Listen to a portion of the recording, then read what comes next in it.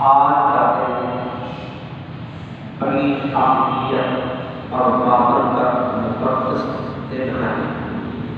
حضور سید المرسلین صلی اللہ علیہ وآلہ وسلم کی آمد اور تشریف آوری کا دن ہے۔ اللہ تبارک و تعالی نے قرآن مجید و قرآن مجید کے اندر ارشاد فرمایا کہ لقد من اللہ علی المؤمنین اذ بعث فیہم رسولا، تحقیق میں نے قوموں پر احسان کیا ہے کہ میں نے ان میں اپنا محبوب حبیب نبی سید المرسلین صلی اللہ علیہ وآلہ وسلم کو دیا۔ حضور علیہ السلام کی آمد پر اللہ تبارک و تعالی نے قوموں پر احسان بتایا۔ حالانکہ محبوب کریم رؤوف الرحیم صلی اللہ علیہ وآلہ وسلم جو تمام کائنات کی طرف بھیجے گئے ہیں،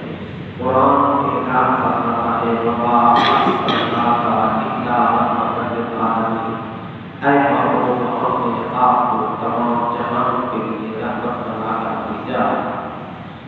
حضور علیہ السلام فرماتے ہیں ارسلت الی الخلق کافۃ، کہ میں تمام مخلوق کی طرف بھیجا گیا ہوں، لیکن اللہ تبارک و تعالیٰ نے یہ فرمایا کہ میں نے احسان قوموں پر کیا ہے، انسانوں کا نہیں ذکر فرمایا کہ میں نے انسانوں پر ذکر کیا ہے، فرمایا میں نے قوموں پر ذکر احسان کیا ہے۔ حالانکہ محبوب کریم علیہ السلام کو پوری کائنات کی طرف بھیجے گئے، رسول بنا کر نبی بنا کر تمام کائنات کی طرف بھیجے گئے، کافروں کو، مشرکین کو، منافقین کو اللہ تبارک و تعالی نے احسان نہیں دکھلایا، احسان نہیں دکھلایا ہے تو صرف قوموں پر احسان دکھلایا ہے کہ اے قوموں میں نے اپنا محبوب بھیج کر تم پر احسان دکھلایا۔ اور محبوب کریم رؤوف الرحیم صلی اللہ علیہ وآلہ وسلم اللہ تبارک و تعالی کی نعمت ہے، وہ نعمت اللہ، کہ وہ اللہ کی نعمت ہے۔ اور اللہ تبارک و تعالی نے قوموں پر احسان کیوں جتلایا؟ علماء کرام فرماتے ہیں احسان قوموں پر اس لیے جتلایا گیا ہے کہ جیسا قیمتی موتی ہو، بڑا قیمتی ہو، بڑی بھاری قیمت کا ہو، اگر وہ موتی کسی پاگل کو، دیوانے کو، کسی بچے کو دیا جائے اور بڑی توقع کی جائے کہ اس احسان کے بدلے میں کہ میں نے اربوں روپے کا موتی اس کو دیا ہے، احسان کے بوجھ سے اس پاگل، اس دیوانے، اس بچے کی گردن شکریہ دے آگے جھک جائے تو یہ نہیں جھکے گی۔ اگر وہی موتی کسی جوہری کو دیا جائے جو موتی کی قدر قیمت کو جانتا ہے تو موتی کتنا قیمتی ہے، اس کی قدر کیا ہے، اس کی عظمت کیا ہے، اس کی شان کیا ہے، اگر وہ جوہری کو دیا جائے تو یقیناً جوہری کی گردن احسان کے بوجھ سے اور احسان کرنے والے موتی دینے والے کے آگے جھک جائے، اس لیے کہ وہ موتی کی قیمت اور قدر کو جانتا ہے۔ اسی لیے رب کریم نے مشرکین اور منافقین کو اللہ تبارک و تعالی نے نہیں فرمایا کہ میں نے مومنوں پر احسان کیا ہے، تو یقیناً کہ مومنوں کی ہی گردن اللہ تبارک و تعالی کی محبوب کریم علیہ السلام کے آنے کی شکریہ میں آمد پر اللہ تبارک و تعالی کے ہاں اگر گردن جھکے گی تو وہ مومن ہی کی گردن جھکے گی، کیونکہ نبی کی عظمت، نبی کی شان، نبی کا مقام و مرتبہ، نبی کی قدر اگر جانتا ہے تو مومن ہی جانتا ہے کہ نبی کتنی بڑی نعمت ہے۔ اور اللہ تبارک و تعالی کی تمام کائنات میں سب سے بڑی نعمت حضور علیہ السلام کی ذات ہے۔ اور قرآن کے اندر اللہ تبارک و تعالی فرماتا ہے وَإِن تَعُدُّوا نِعْمَتَ اللَّهِ لَا تُحْصُوهَا، اگر میری نعمتوں کو تم میری نعمتوں کو شمار کرنا چاہو تو میری نعمتوں کو تم شمار نہیں کر سکتے۔ اللہ تبارک و تعالی نے کسی نعمت پر احسان جتلایا، اگر احسان جتلایا ہے تو محبوب کریم رؤوف الرحیم صلی اللہ علیہ وسلم کی ساتھ کو بھیج کر اللہ نے احسان جتلایا ہے۔ تفسیر علامہ حقی رحمۃ اللہ تعالیٰ علیہ تفسیر البیان کے اندر یہ بیان فرمایا کہ رسول اللہ صلی اللہ علیہ وسلم کی پاک ذات یہ روح کائنات ہے، یہ اصل کائنات ہے اور جان کائنات ہے۔ اور ایک سوال کا جواب دیتے ہوئے امام حنفی رحمۃ اللہ تعالیٰ نے فرماتے ہیں، سوال یہ تھا کہ اللہ تبارک و تعالیٰ نے حضرت سیدنا عیسیٰ علیہ السلام کو آسمانوں میں اٹھا لیا، حضرت ادریس کو آسمانوں میں اٹھا لیا، حضرت الیاس علیہ السلام کو اللہ رب العزت نے جنت کے اندر بلا لیا ہے، اور محبوب کریم رؤوف الرحیم صلی اللہ علیہ وآلہ وسلم کو اللہ تبارک و تعالیٰ نے زیر زمین دنیا پہ کیوں دفن کرایا ہے؟ محبوب کو اللہ تبارک و تعالیٰ نے آسمانوں پر کیوں نہیں اٹھایا؟ عرش عظیم پر کیوں نہیں اٹھا لیا؟ اللہ نے جنت کے اندر کیوں نہیں اٹھا لیا؟ ان نبیوں کو اٹھا لیا ہے، حالانکہ یہ اللہ کے نبی ہے اور اللہ کے محبوب ہے، اولو العزم رسولوں سے بھی ان کا درجہ بلند ہے، پھر بھی اللہ تبارک و تعالیٰ نے زمین پہ کیوں رہنے دیا؟ تو علامہ اسماعیل حقی رحمۃ اللہ تعالیٰ علیہ اس کا جواب دیتے ہوئے فرماتے ہیں، محبوب کریم رؤوف الرحیم صلی اللہ علیہ وآلہ وسلم کی ذات پاک یہ روح کائنات ہے، کائنات کا اصل ہے اور جان کائنات ہے، اور محبوب کریم علیہ السلام کی ذات عالم ارواح کے اندر حضور کی روح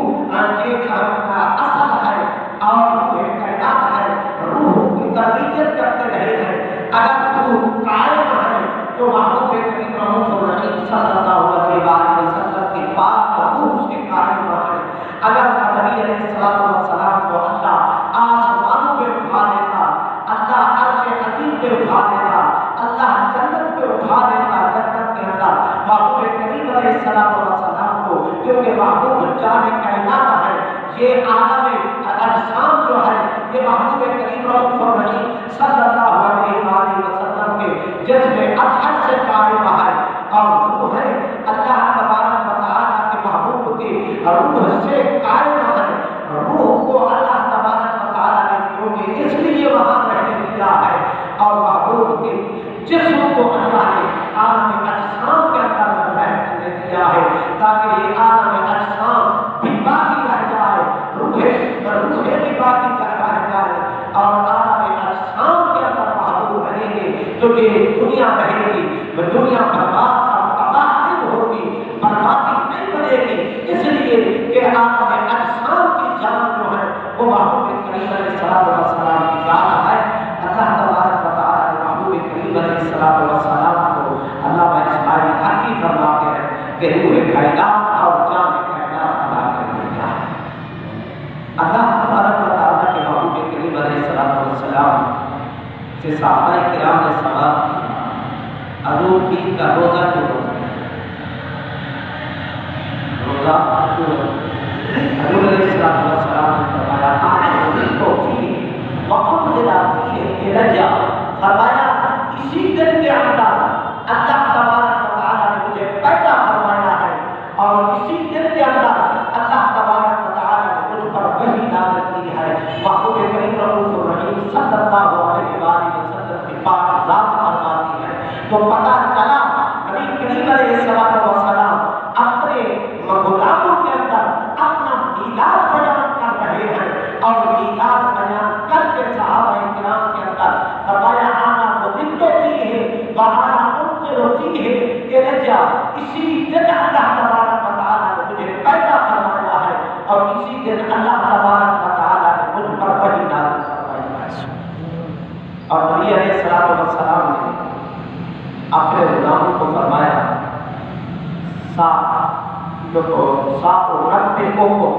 ان قریب میں تمہیں خبر دوں گا۔ محبوب کریم علیہ السلام فرماتے ہیں کس چیز کی خبر دوں گا؟ اپنی ولادت کے بارے میں بتلاؤں ہوگا سب سے پہلے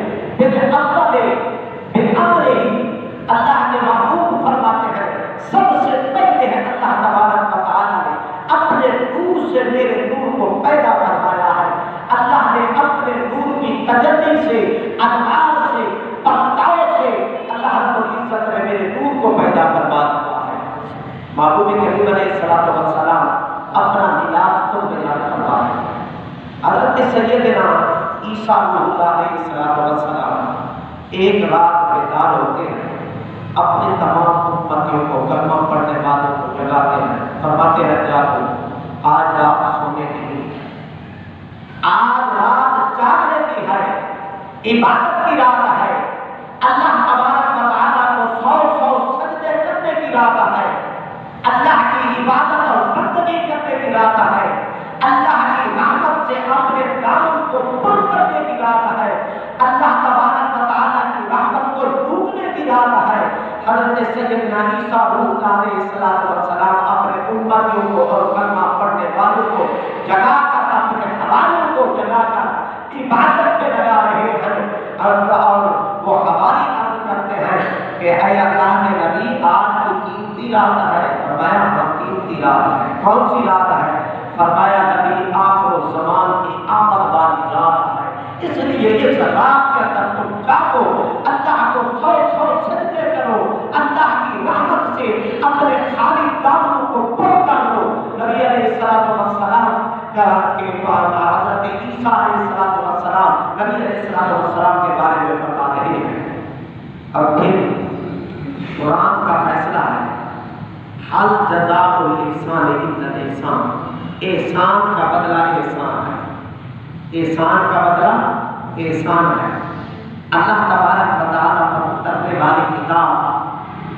قرآن مجید قرآن رشید اور جو قیامت اور بعد از قیامت جس کی تلاوت ہونی ہے اس کے اندر اللہ تبارک و تعالیٰ نے سیدنا عیسیٰ علیہ السلام کا مکمل میلاد بیان فرمایا ہے کہ انہوں نے اپنے امتیوں کو جگا کر اپنے محبوب کریم علیہ السلام کا میلاد منایا ہے میلاد بیان کیا ہے. اور خود رسول اللہ صلی اللہ علیہ وآلہ وسلم فرماتے ہیں کہ حضرت سیدنا ابراہیم خلیل اللہ علیہ السلام نے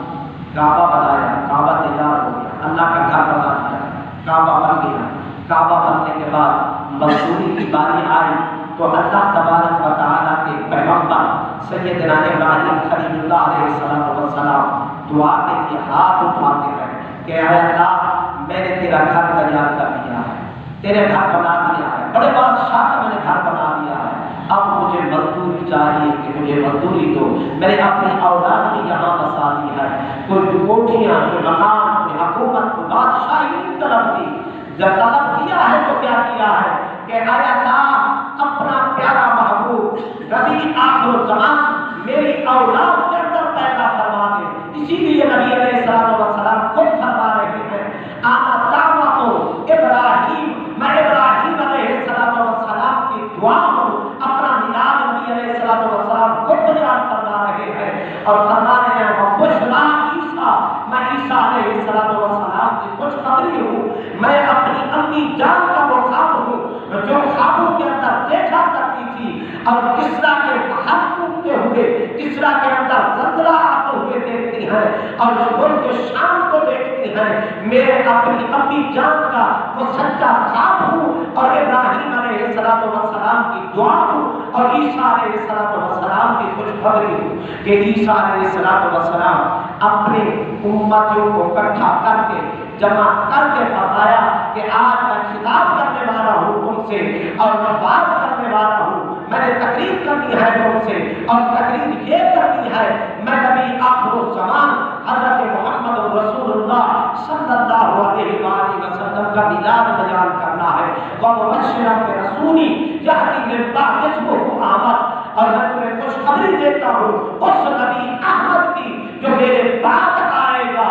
اور اس کے قبضہ قدرت کے اندر یہ چاند آ جائے گا اور ستارے اس کے قبضہ قدرت اور مٹھی کے اندر آ جائیں گے. سیدنا عیسیٰ علیہ السلام اپنے امتیوں کے اندر میلاد بیان کر کے جگہ کے عبادت کر کے اگر 550 سال پہلے عیسیٰ علیہ السلام اللہ کی رحمت اور برکتیں حاصل کر رہے ہیں، نبی پاک کا میلاد بیان کر کے اگر آج کوئی امتی نبی علیہ السلام کا میلاد بیان کرے تو خدا کی برکتوں اور رحمتوں سے خالی کیسے ہو سکتا ہے؟ خدا کی برکتوں اور رحمتوں کا نزول ہوتا ہے جہاں پر میلاد مصطفیٰ کریم صلی اللہ علیہ وسلم بیان ہوتا ہے۔ قرآن کا فیصلہ ہے ہر جزا اور احسان الا احسان، احسان کا بدلہ احسان۔ عیسیٰ علیہ السلام نے میلاد مصطفیٰ بیان کیا۔ قرآن نے اللہ کی آخری کتاب جو مصطفیٰ کے نازل ہوئی ہے پورا میلاد عیسیٰ علیہ السلام کا قرآن نے بیان فرمایا ہے۔ اور عیسیٰ علیہ السلام کی اپنی جان کے پاس جبریل علیہ السلام آتے ہیں، وہ اللہ کی پناہ مانگتی ہے اور جبریل علیہ السلام